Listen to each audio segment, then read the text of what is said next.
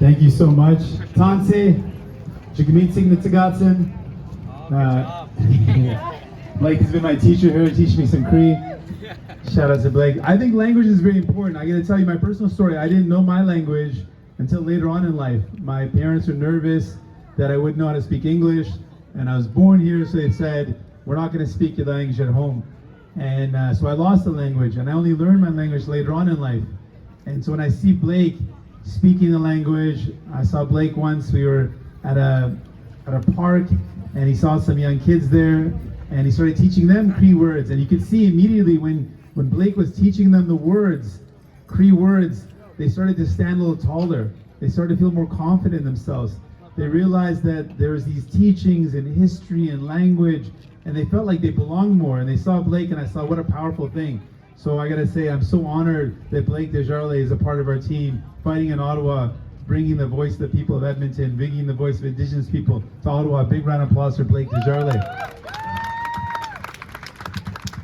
I also just gotta give a shout out, beside me, Tricia Esterbrook. She's a candidate in Edmonton Centre. Strong voice, has fought hard for kids. In the school board, you might recognize her as the chair. And just want to give a lot of love to Tricia Esterbrook.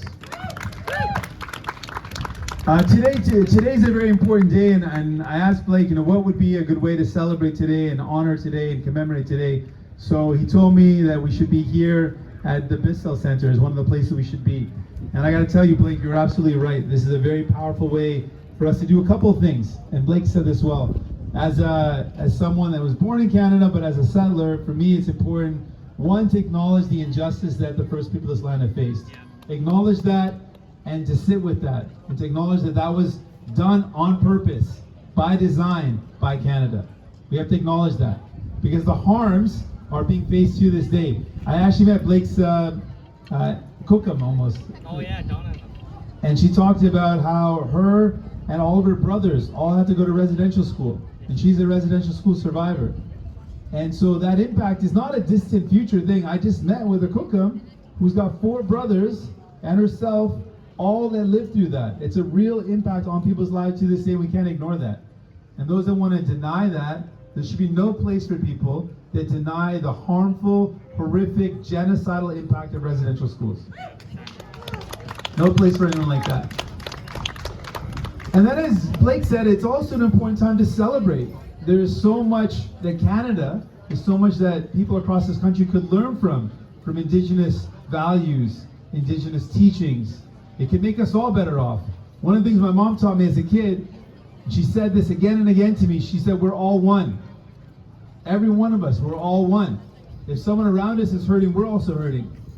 And if we help the people around us, we help each other. We all rise together. And I hear Indigenous teachings, all my relations, that we're all connected. Mother Earth, the sun, the water is life. The people around us, we're all connected, the animals, the plants. And that teaching, that idea that we're all connected, if we truly believe that, we would build a better country. We would build a better home for all of us. And so I just want to say, this is an important time for us to not only acknowledge the injustice, but to celebrate the teachings for settlers and for non-Indigenous people to learn and experience the beauty and the culture and the teaching so that we can all walk a better path together. And that's my goal today, is to be an ally with you, call out injustice, and walk the path of justice together with you. Thank you.